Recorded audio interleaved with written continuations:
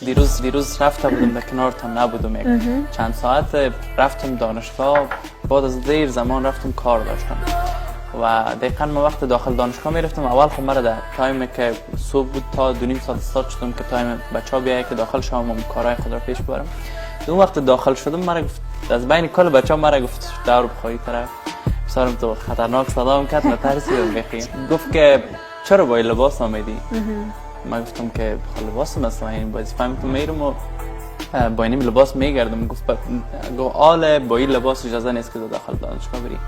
من بسیار متعجب شدم و بسیار متاثر شدم واقعا که ما فقط مو صلاحیت لباس پوشیدن خود را هم تا امروز نداریم. خیلی متاثر شدم واقعا و امروز وقتی که این لباس پوشیده آمدم بازم امروز کار دارم در دانشگاه. حالا حیران هستم که لباس کی رو پوشیده برم.